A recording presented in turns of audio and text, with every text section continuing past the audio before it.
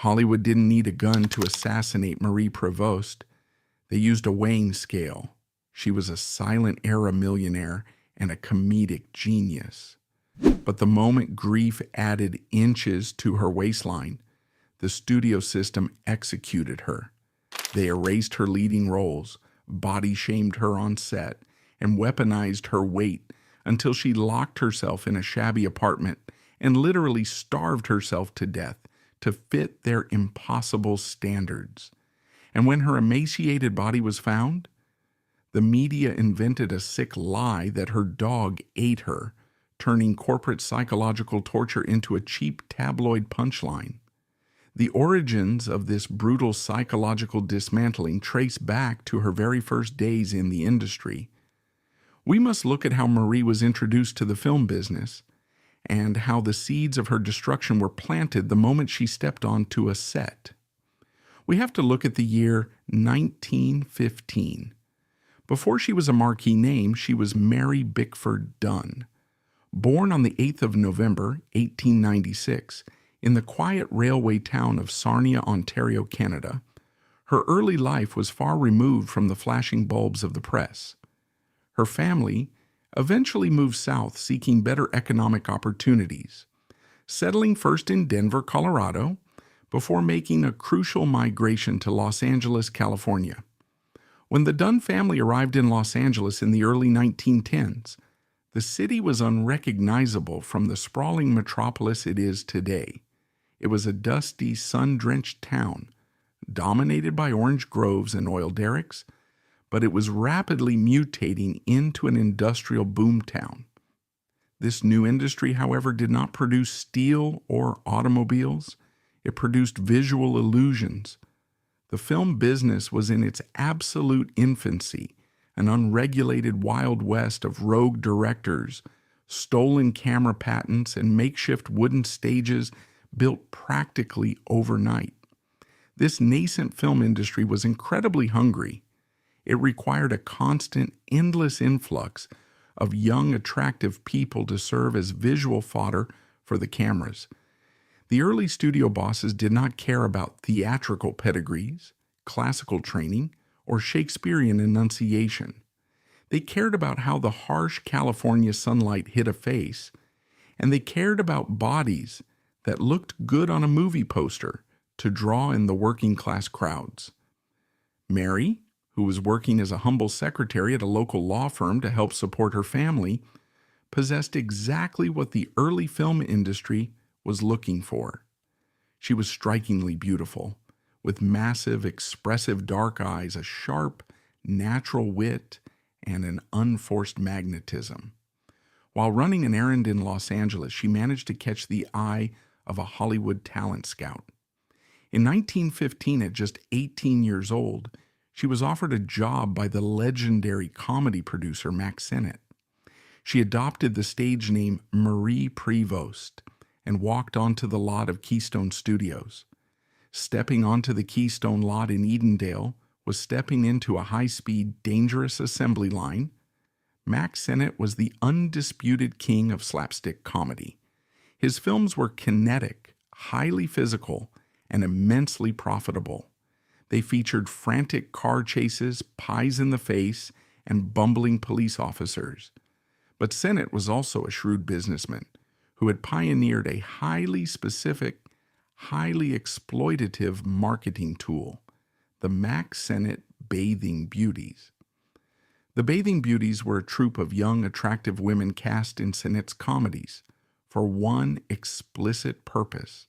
They were not hired to act. They were hired to wear revealing swimwear and stand in the background or occasionally run across the screen to add visual appeal to the slapstick chaos. Sennett knew that while audiences laughed at the physical comedy of his male stars, men like Charlie Chaplin, Roscoe Fatty Arbuckle, and Ford Sterling, the presence of young women in bathing suits guaranteed reliable ticket sales from a predominantly male audience. This was the environment where Marie Prevost learned the business of filmmaking. Her introduction to Hollywood taught her a brutal, fundamental lesson. Her physical body was her primary, and perhaps only, valued asset. The working conditions for a bathing beauty in 1915 were grueling and frequently dangerous. There were no unions, no safety coordinators, and certainly no luxury trailers. The women were subjected to long, physically demanding hours under the harsh, unblinking sun. They were expected to perform physical stunts, diving into cold, murky water, participating in chaotic chase sequences, and standing for hours in heavy, wet woolen swimsuits, all while maintaining a pristine, photogenic smile.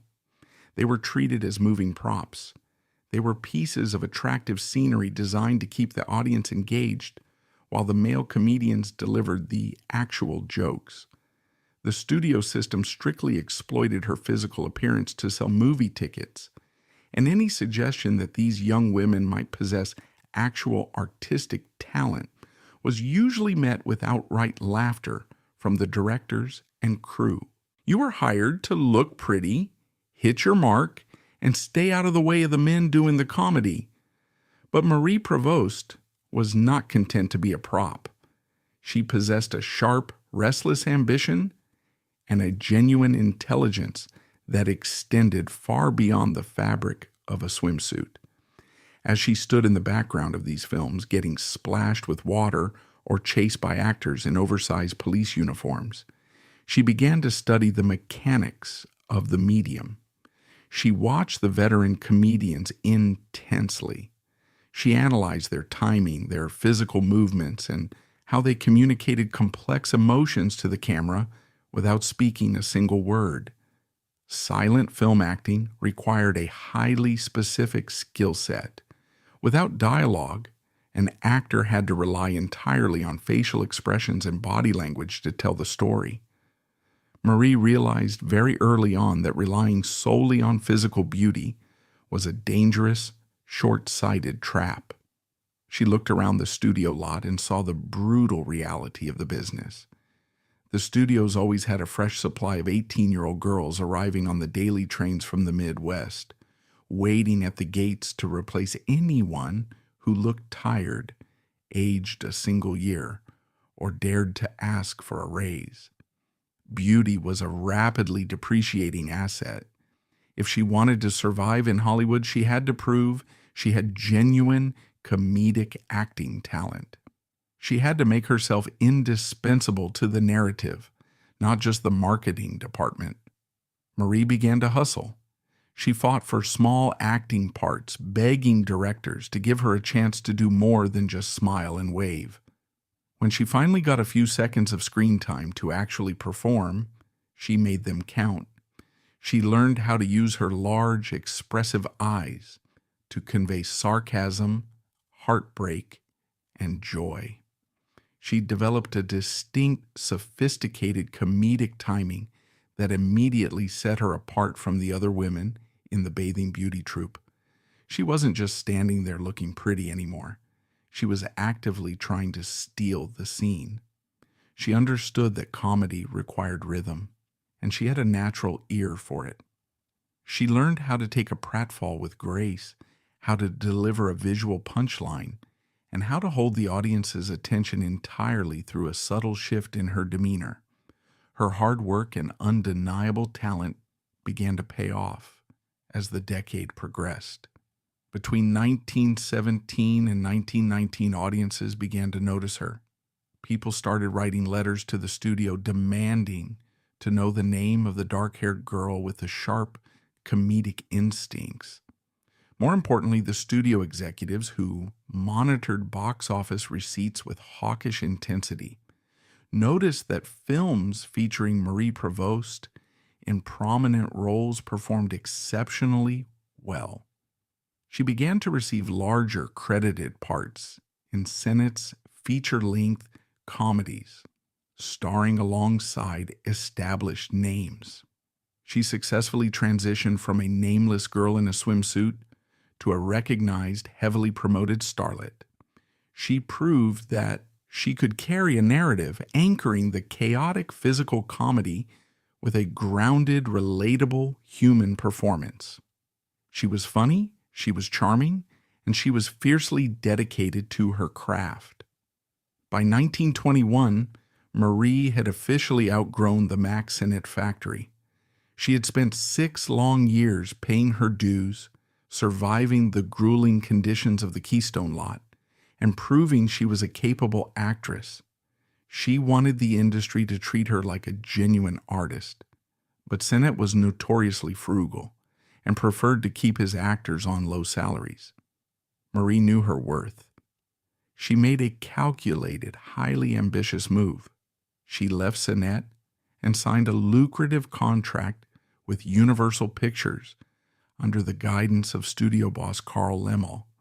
Universal was a major step up, a massive studio that produced serious dramas, sophisticated features, and high-budget spectacles, not just 2 real slapstick comedies. The Universal contract was a massive victory for Marie. It was the official acknowledgement that she had successfully transitioned from a visual commodity to a legitimate Hollywood star. She was given leading roles, bespoke costumes designed by top Hollywood tailors, and a salary that allowed her to live a life of immense luxury. As she settled into her new status in 1921, Marie Prevost stood on the precipice of global fame. She was young, incredibly wealthy, and increasingly respected by critics for her sophisticated comedic timing. She had beaten the odds. She had climbed out of the bathing suit line, defied the executives who only saw her as a pretty face, and secured her place at the top of the Hollywood hierarchy. But as she celebrated her massive success at the start of the Roaring Twenties, she was completely unaware of the invisible trap that the studio system had already set around her. She firmly believed she had proven that her talent was her most valuable asset. She thought her sharp wit and acting ability were her shield.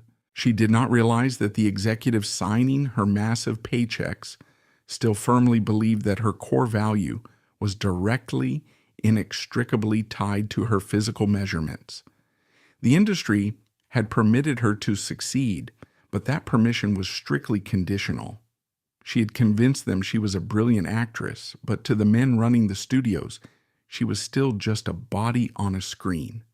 And the moment that body deviated from their impossible standard, the machine that built her would turn on her with absolute devastating cruelty.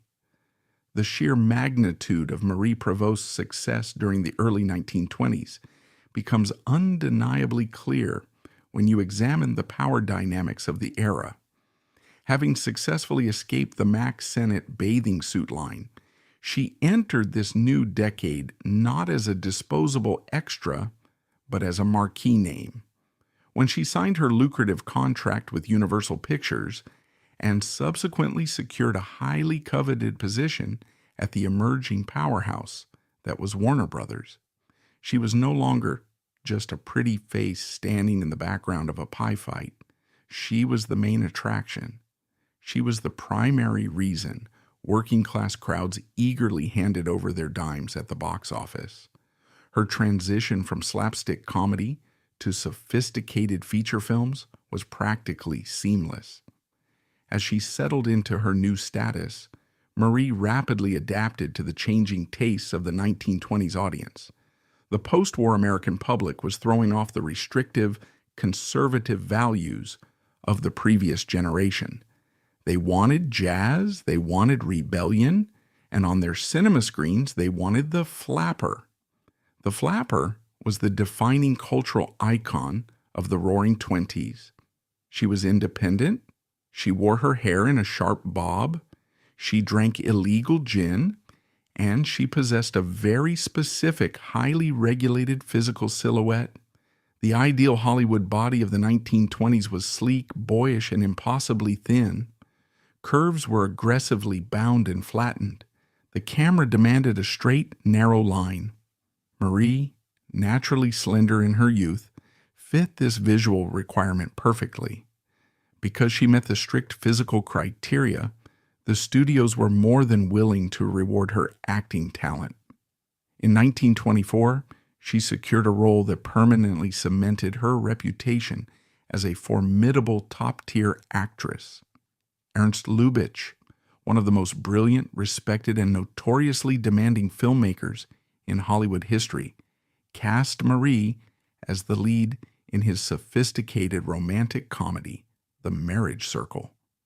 Working with Lubitsch was the ultimate validation for any performer of the silent era. He was famous for the Lubitsch touch, a style of filmmaking that relied on nuance, suggestion, and deep emotional intelligence. He despised broad, exaggerated acting. His films required performers who could convey complex adult themes through the subtle raise of an eyebrow, a slight shift in posture, or a knowing, quiet glance. He did not suffer fools on his set. He did not cast amateurs, and he certainly did not cast human props. When Marie stepped onto the set of The Marriage Circle, she completely shed the broad, highly physical slapstick of her early Keystone years. She delivered a performance of incredible subtlety, charm, and razor-sharp comedic timing. She proved she could hold the screen entirely through the power of her expression, without needing a chaotic car chase behind her. When the film premiered, the critics praised her enthusiastically, and the public adored her. She had definitively proven that she was a serious artist, capable of anchoring a massive prestige production. During this golden period, her life resembled the ultimate Hollywood fantasy. She was earning thousands of dollars a week, an astronomical, life-changing sum of money that gave her immense purchasing power. She purchased a sprawling, luxurious estate in the elite enclaves of Beverly Hills. She employed a full staff, wore the finest custom-made clothing imported from Europe, attended the most exclusive jazz age parties, and navigated the upper echelons of Los Angeles society with effortless grace. Her personal life also seemed to mirror her professional triumphs perfectly. In 1924, she married Kenneth Harlan, a handsome, highly successful leading man who also commanded massive salaries. Together they became the quintessential Hollywood power couple. Their faces were splashed across the covers of every fan magazine in the country. The studio publicity departments worked overtime to curate an image of flawless, untouchable glamour, feeding the public a continuous diet of carefully staged photographs showing the happy couple lounging by their pool or attending glittering premieres. To the outside world, Marie Prevost had conquered the system. She had everything a woman in the 1920s could possibly desire, but the foundation of this glamorous life was built on a fault line. The Hollywood studio system of the 1920s was a dictatorial regime, and the executives who ran the major studios exerted absolute terrifying control over their stars. They dictated what roles they played, who they dated, how they dressed in public, and, most importantly, exactly how much they weighed. The studios held strict morals clauses and rigid physical requirements in their ironclad contracts. They essentially claimed legal ownership over the biological bodies of their employees. Jack Warner and the other studio moguls did not view Marie as an independent artist. They viewed her as a highly profitable corporate asset. She was a reigning box office queen, but her reign was entirely exclusively dependent on her ability to maintain that sleek, youthful, boyish flapper silhouette. The moment the asset showed signs of wear and tear, the executives would not hesitate to liquidate it. The devastating turning point, the moment the foundation of her entire existence began to violently crack, did not happen under the glaring lights of a soundstage. It happened on a quiet stretch of highway in Florida. In 1926, Marie was at the absolute peak of her fame, preparing for her next slate of major productions, when she received a phone call that completely shattered her reality. Her mother, Huey Dunn, had been involved in a horrific high-speed automobile accident while traveling in Florida. The injuries sustained in the crash were catastrophic. Despite medical intervention, Huey died shortly after the collision. The loss was completely and utterly devastating. Marie and her mother shared a profound, incredibly close bond that defied the usual superficial relationships of Los Angeles. Huey had been the anchor in her life. She was the one constant grounding presence as Marie navigated the chaotic, treacherous, and deeply artificial waters of her sudden rise to fame. Her mother was her confidant, her protector, and her safe harbor away from the predatory executives and the sycophantic hangers-on. The sudden, violent nature of the accident plunged Marie into a state of profound, suffocating grief. She was entirely unequipped to handle the psychological magnitude of the loss. In a compassionate, humane industry, an employee experiencing such a catastrophic personal tragedy would be immediately granted time to grieve. They would be offered a temporary reprieve from their duties to bury their loved one and process the shock. But the Hollywood of 1926 had absolutely no use for grief, and it possessed no mechanism for empathy. The studio shooting schedule was an unrelenting, highly expensive beast. Thousands of dollars were on the line. Every single day a production was delayed. The executives viewed a grieving actress not as a human being in pain, but as a logistical hurdle threatening their profit margins. The unspoken ironclad rule of the era was that personal tragedy must never, under any circumstances, interfere with the release schedule. The phrase, "the show must go on," was not a cheerful, motivational motto. It was a thinly veiled corporate threat. Marie was expected to bury her mother, briefly wipe her tears, step right back under the blinding hot studio lights, and immediately deliver her signature sparkling comedy. Forced to violently suppress her massive psychological trauma to keep the cameras rolling, the grief began to poison the other areas of her life. The strain of her unaddressed, untreated depression took a severe toll on her marriage. Kenneth Harlan, perhaps unable or unwilling to navigate the terrifying depths of his wife's sorrow, slowly drifted away. The picture-perfect marriage, which had always been heavily managed by the studio publicity departments, quickly deteriorated. The relationship descended into a highly publicized, bitter separation, followed by a final divorce in 1927. Within a devastatingly short window of time, Marie had lost her mother, her marriage, and her emotional anchor. She was surrounded by the bustling, noisy machinery of Hollywood. She was constantly flanked by studio handlers, makeup artists, and adoring fans. Yet she found herself entirely, profoundly alone in a crowded room.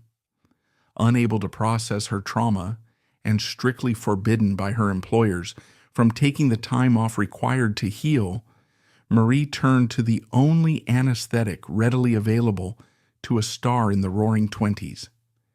It was the era of prohibition, but the Hollywood elite operated entirely above the law. The studio parties, the private Beverly Hills estates, and the underground speakeasies flowed endlessly with illegal high-proof liquor.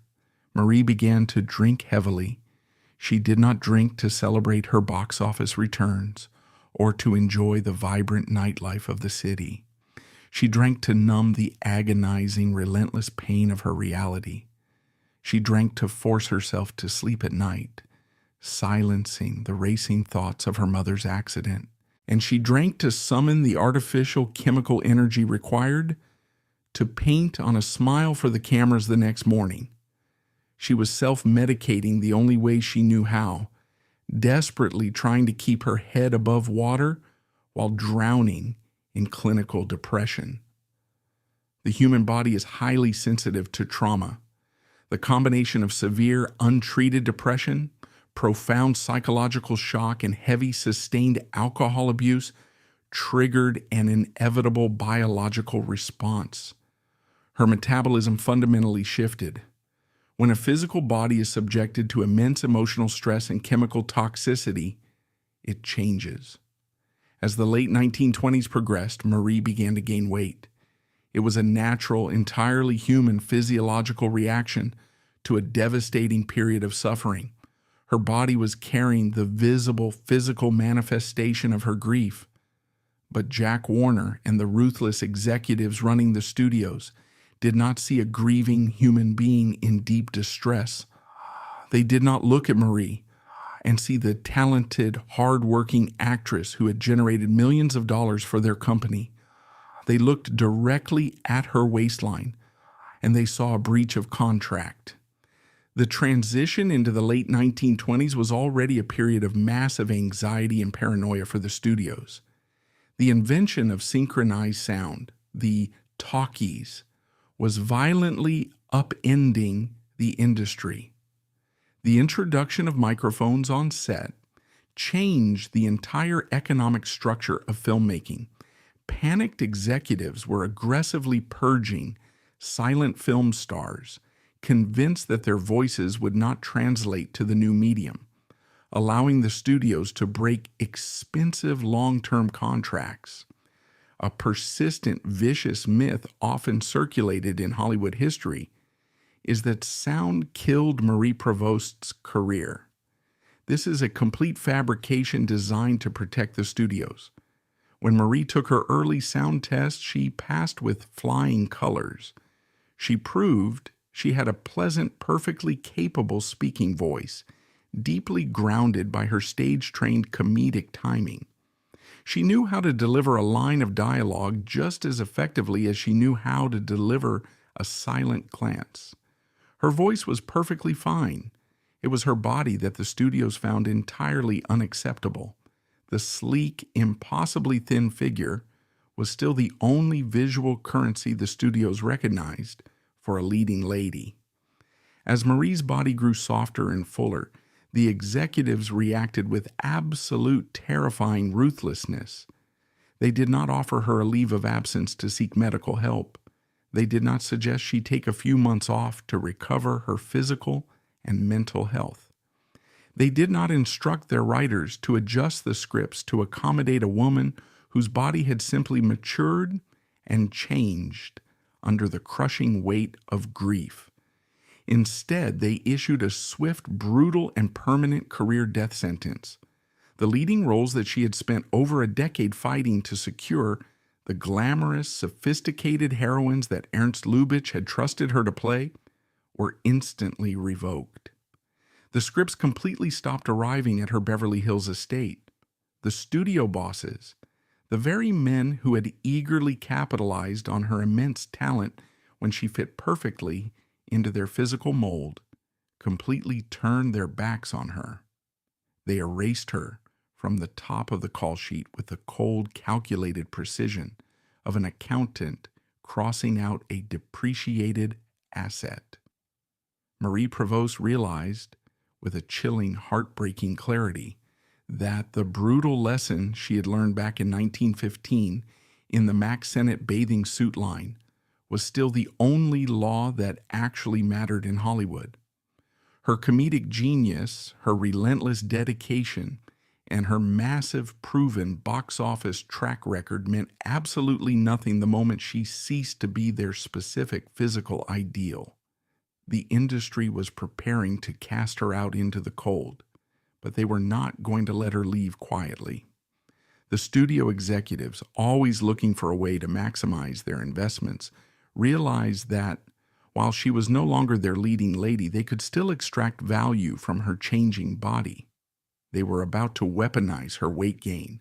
They prepared to demote her from Hollywood royalty, forcing her into a highly public, daily humiliation that would systematically destroy the last remaining shreds of her self-worth.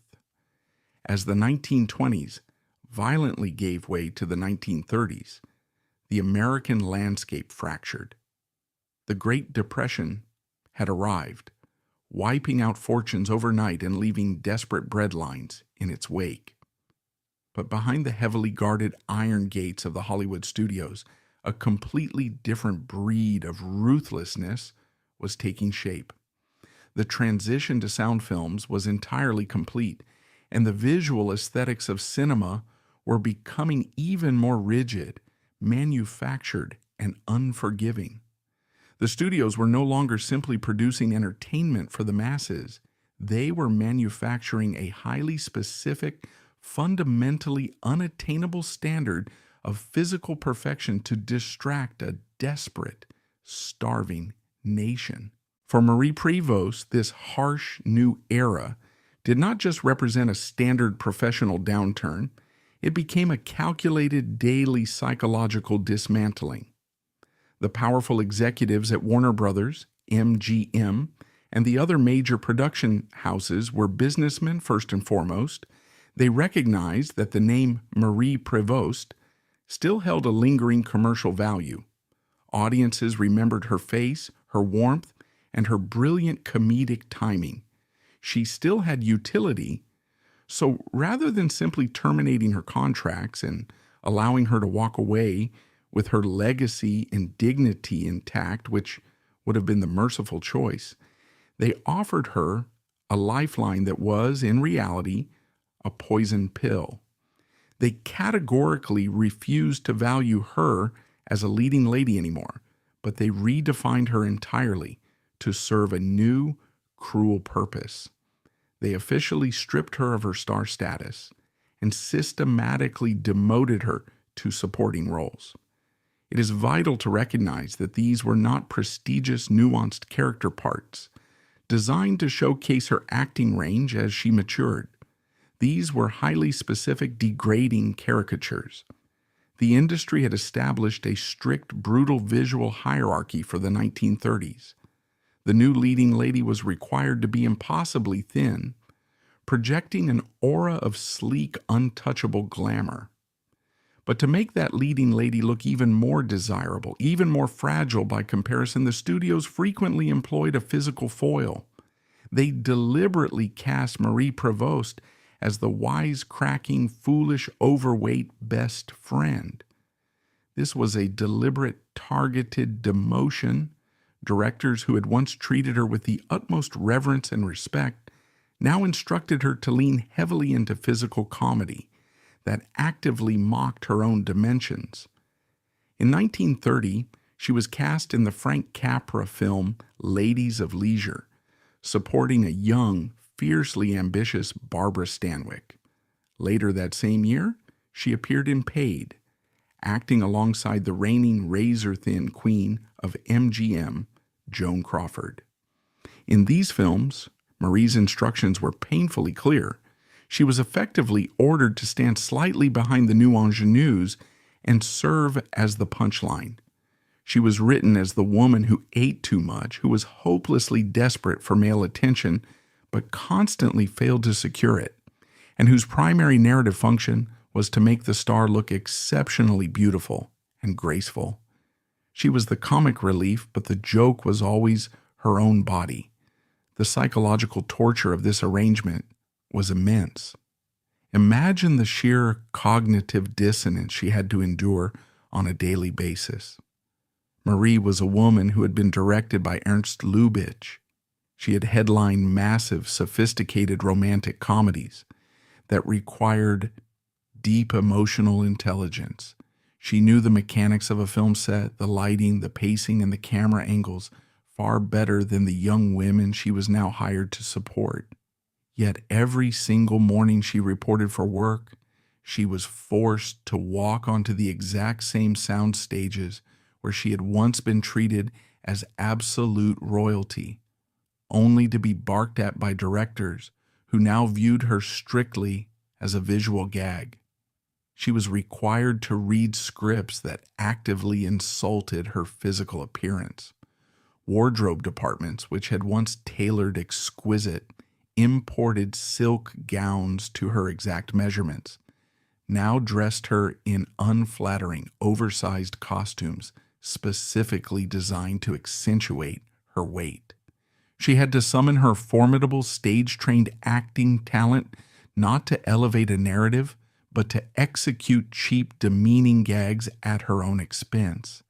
The executives had deliberately degraded a reigning box office queen into a pathetic sidekick, entirely erasing the artistic respect she had spent 15 grueling years building.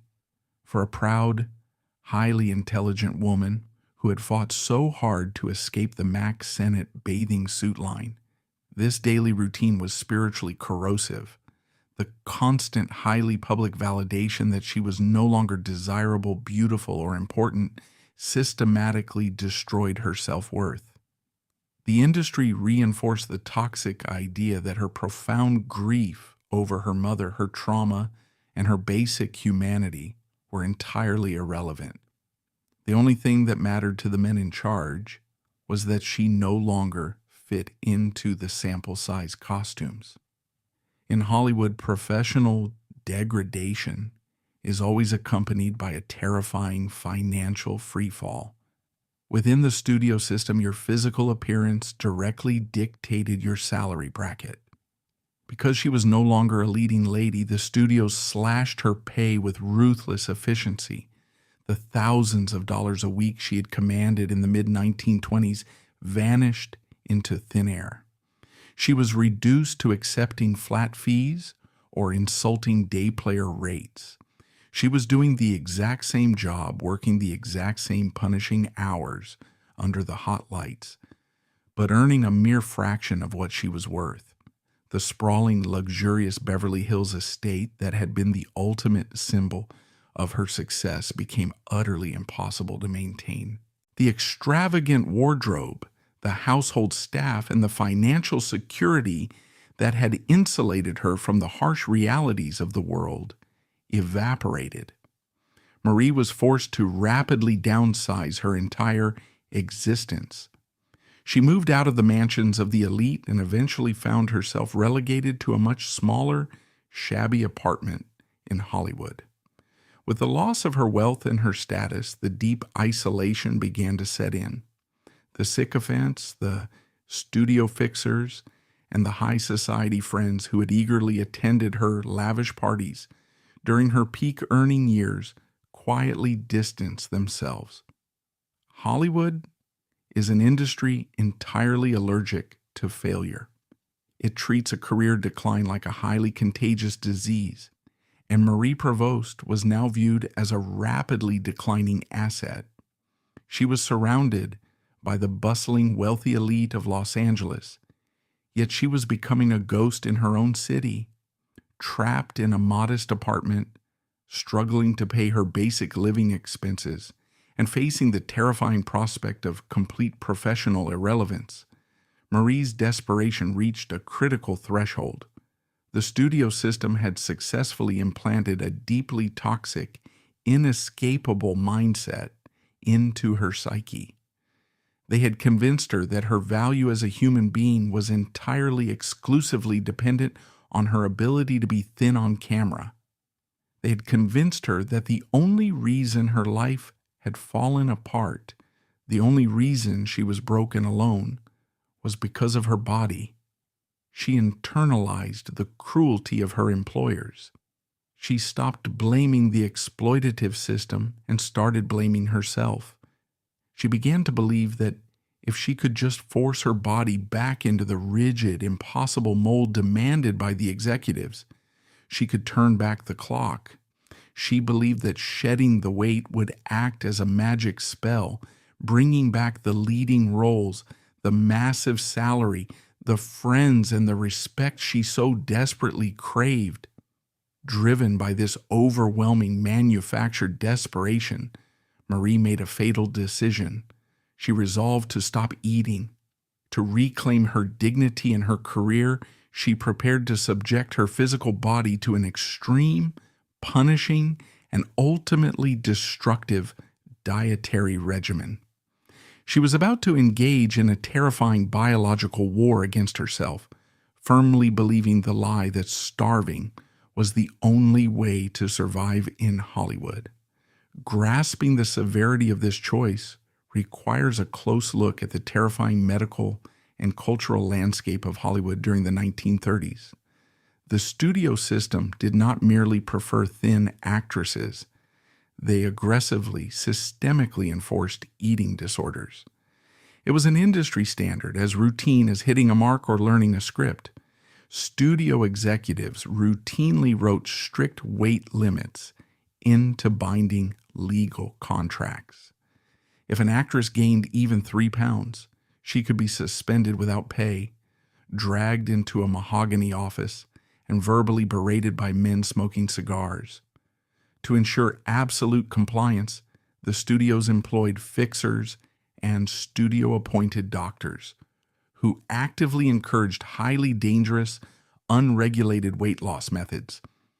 Actresses in this era were subjected to the infamous Hollywood 18-day diet, a brutal, highly publicized regimen consisting of little more than half a grapefruit black coffee and dry toast. Others were pushed toward even more extreme measures. It was an open secret that studio physicians would prescribe highly addictive, unregulated amphetamines to kill their stars' appetites, or recommend dangerous dehydration tactics. The entire corporate ecosystem of Los Angeles normalized the destruction of the female body in the pursuit of a uniform, marketable aesthetic. Marie Prevost was completely enveloped in this toxic environment. When we look back at her decision to stop eating, we must not view her as a vain, superficial woman making a frivolous choice about her appearance. She was a desperate, discarded professional trying to hack her way back into a monopolistic system that had locked her out. She was a worker trying to get her job back. By 1934, Marie had retreated into her modest apartment and initiated a campaign of absolute self-starvation. She stripped her pantry bare. She resolved to stop eating solid food almost entirely. The psychological mechanics of this kind of starvation are harrowing, and they completely rewrite a person's relationship with reality. Every time she felt the natural biological pangs of deep hunger, the severe stomach cramps, the dizziness, the profound fatigue, she did not view it as a warning sign from her failing body. She viewed it as a necessary punishment. She viewed it as progress. She looked in the mirror and no longer saw the talented, highly trained comedian who had captivated Ernst Lubitsch and anchored massive blockbuster films. She only saw the physical flaws that the studio heads had so ruthlessly mocked. She was digesting their cruelty, allowing the industry's vicious beauty standards to completely override her basic human survival instincts. To Marie, hunger meant she was getting closer to a callback, but a human being cannot simply exist on nothing. The body screams for fuel. To cope with the agonizing physical pain of an empty stomach, Marie leaned heavily on the only coping mechanism she had left from the dark days following her mother's death: alcohol. Prohibition had been repealed in 1933, making liquor cheap, legal, and readily accessible. The combination of severe, prolonged starvation and heavy alcohol consumption is a rapid, catastrophic, biological death sentence. Alcohol provides empty, nutritionally void calories that can temporarily trick the brain into feeling satiated, effectively numbing the sharpest pains of hunger. It also offered a temporary chemical escape from the crushing reality of her isolation and her ruined career. However, alcohol is a powerful toxin. When introduced to a body that is completely deprived of proteins, vitamins, and essential fats, it acts as a highly corrosive agent. Without food to slow its absorption, the liquor flooded her system, rapidly accelerating the deterioration of her liver, her kidneys, and her heart. Marie was trapped in a vicious, inescapable cycle. She drank to numb the depression of her irrelevance and to silence the physical agony of her starvation. The alcohol further ravaged her metabolism and her cognitive function, trapping her deeper in the delusion that if she just stayed the course, the studios would eventually call her back. She firmly believed that if she could just step onto a scale and hit the magical number the executives demanded, all her problems would vanish. But the phone in her apartment remained devastatingly silent.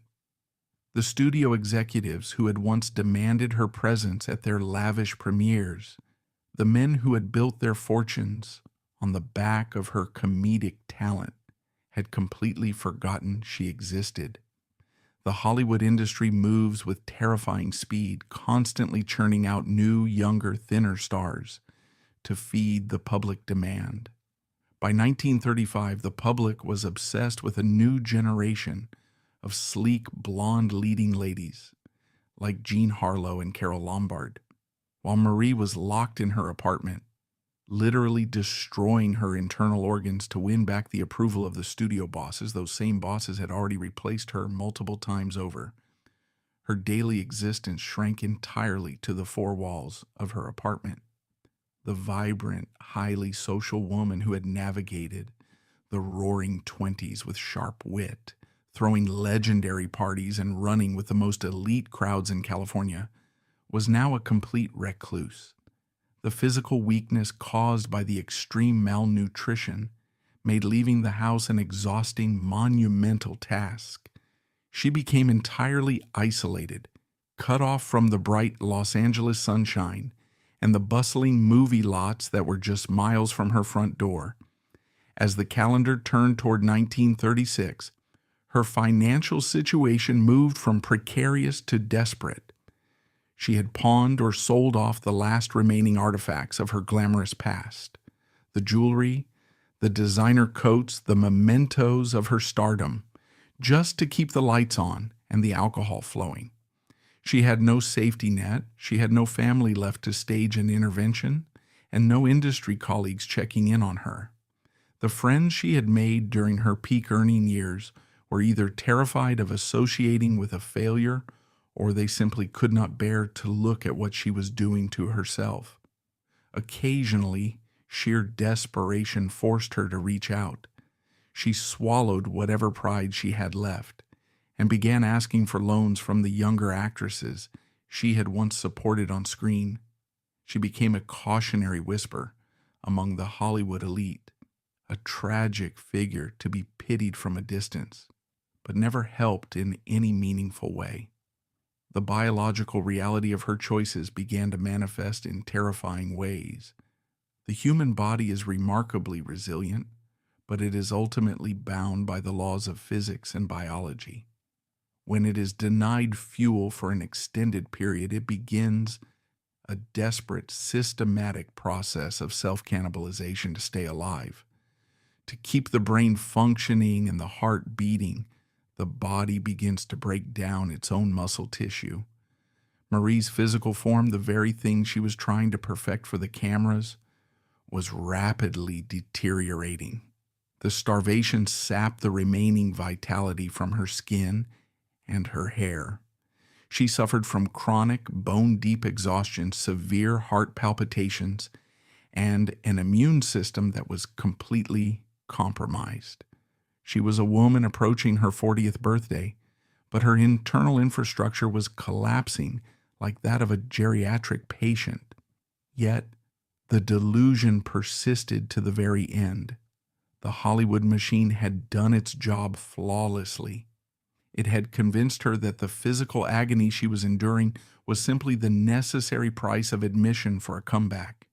She believed that the hollow, exhausted face looking back at her in the mirror was the face of a woman getting closer to redemption. She was entirely blind to the fact that she was actively digging her own grave. By the winter of 1936, as Los Angeles celebrated the holidays and the studios prepared for another highly profitable year, Marie Prevost was living on the absolute precipice of death. The tragedy of her isolation was profound. She was fighting a brutal, agonizing war against her own biology. entirely for an audience of executives who were no longer watching.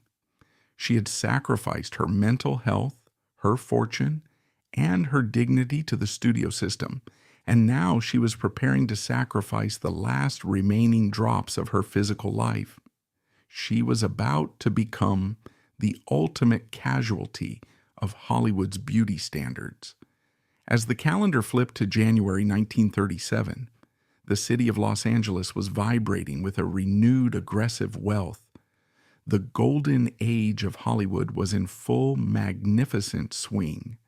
The major studios were reporting record-breaking box office profits, having successfully navigated the darkest days of the Depression.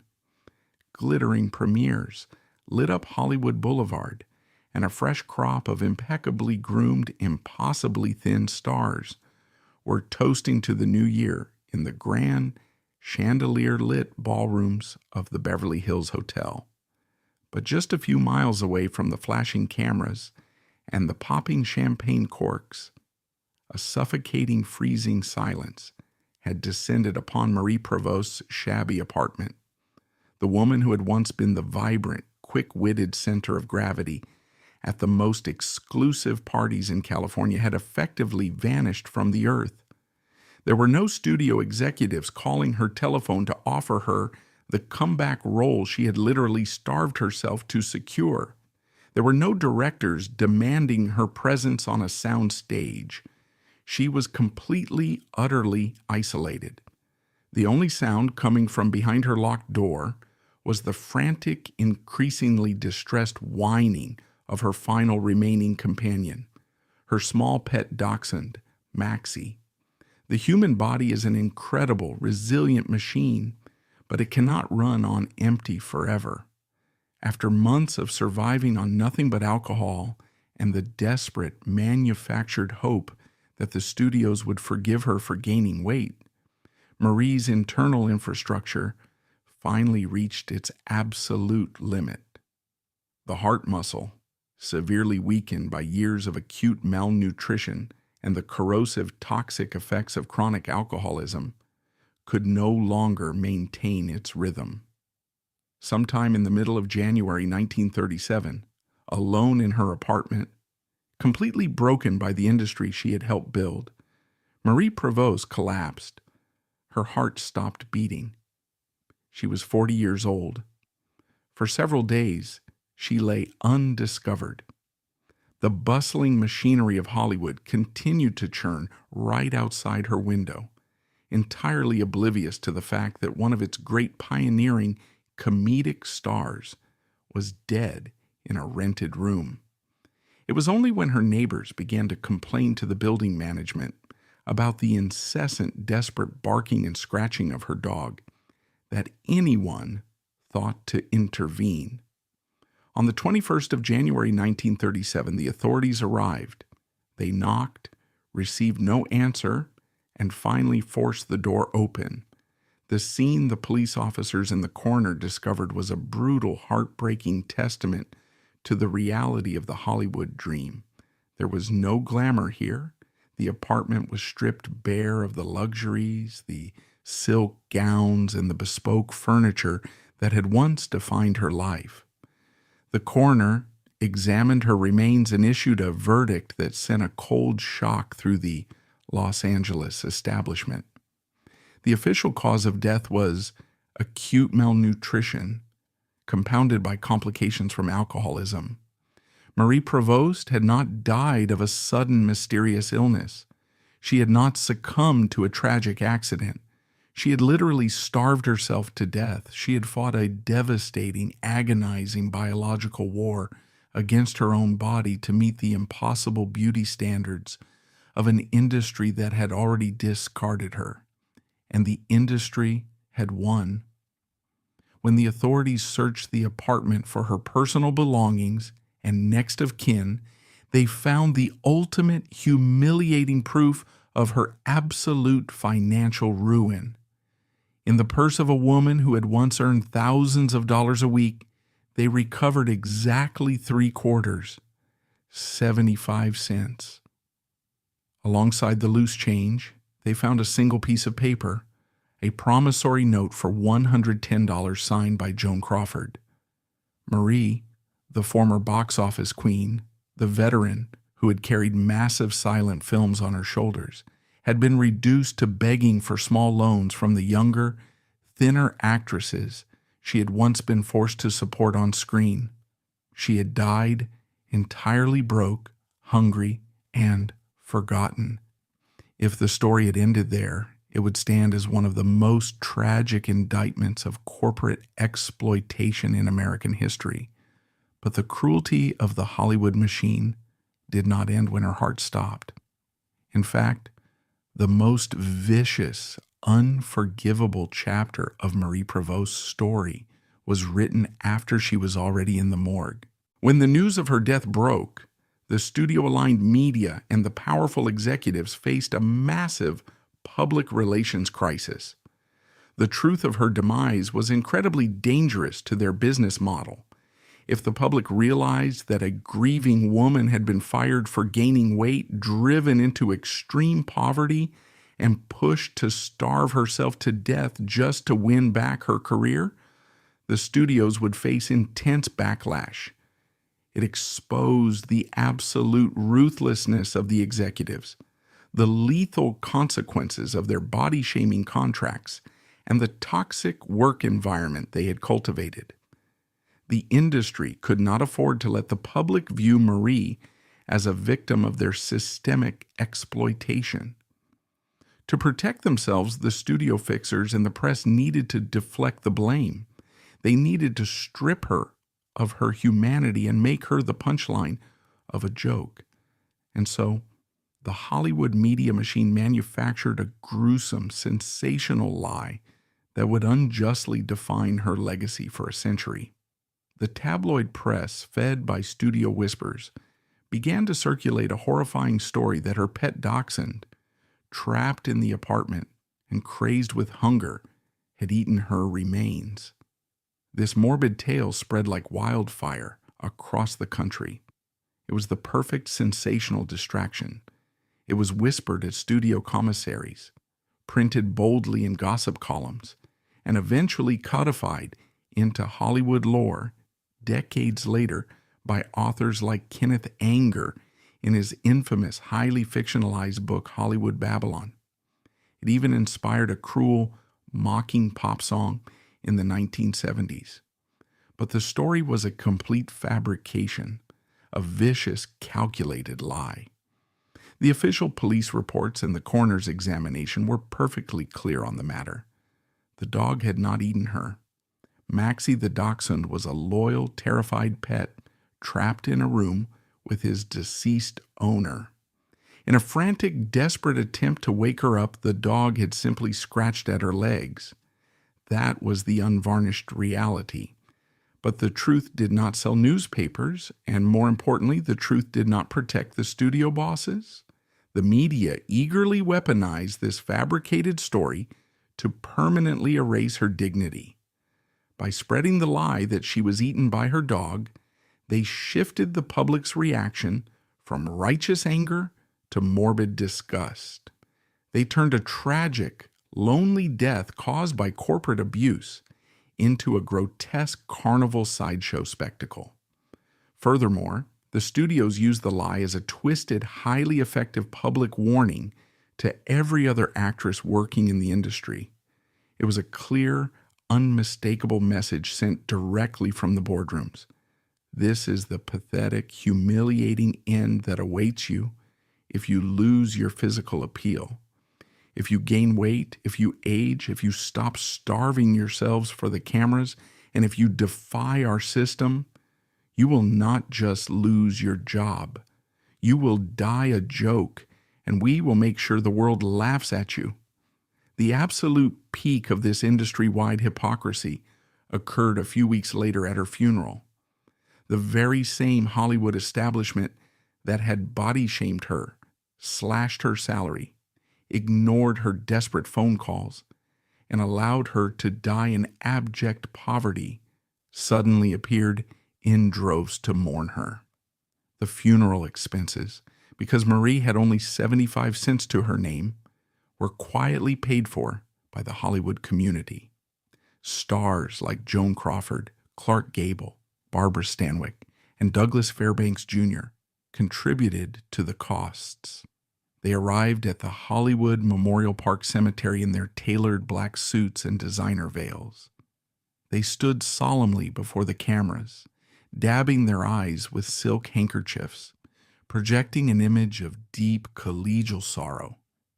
It was the final sickening performance in the tragedy of Marie Prevost. Their grief was entirely performative. They could not find it in their hearts to give her a job, a hot meal, or a modicum of respect while she was breathing, but they were more than happy to buy her a beautiful coffin for the press photos. They were burying a woman they had collectively, systematically allowed to starve to death in their own backyard. Marie Prevost was a pioneer of early cinema. She was a woman of formidable intelligence, sharp ambition, and undeniable comedic genius. She transitioned from a silent era visual prop to a respected, highly sophisticated actress who commanded the silver screen alongside the greatest directors of her time. She mastered the mechanics of comedy, the power of a subtle expression, and the grueling discipline required to survive in the most competitive industry on earth. But her legacy has been unfairly, cruelly hijacked by an urban legend. For nearly a century, when people hear the name Marie Prevost, they do not think of the brilliant timing she displayed in the marriage circle. They do not think of the joy she brought to millions of moviegoers, or the barriers she broke for women in physical comedy. They think of the dog. It is time to finally strip away the tabloid lies and confront the uncomfortable, unvarnished truth of her existence. Marie Prevost was not a casualty of her own vanity, nor was she a punchline in a morbid Hollywood joke. She was the victim of a ruthless, patriarchal corporate ecosystem that placed absolutely no value on her mental health, her grief, or her humanity. The studio system explicitly told her that she was worthless unless she was thin, and they backed up that threat by destroying her livelihood when she failed to comply. They demanded perfection, penalized her grief, and drove her to the brink of madness. Her story is a devastating, permanent reminder of the human cost of manufacturing glamorous illusions. As a society, we build massive monuments to the beautiful, flawless characters on our screens. We consume their images, demand their perfection, and idolize their youth. But we are often entirely blind to the fact that the human beings trapped inside those expectations are fighting for their lives. Hollywood squeezed the youth, the talent, and the profitability out of Marie Prevost. They converted her physical body into millions of dollars in box office receipts. And when her body broke under the immense pressure of grief and industry standards, they threw her away like garbage. We owe it to her memory to replace the myth of the dog with the truth of the machine. Marie Prevost deserves to be remembered not for how she was humiliated in death, but for how fiercely she fought to be respected in life. She was a brilliant, shining star who was starved of compassion, starved of dignity, and ultimately starved of life by an industry that simply refused to let her be human.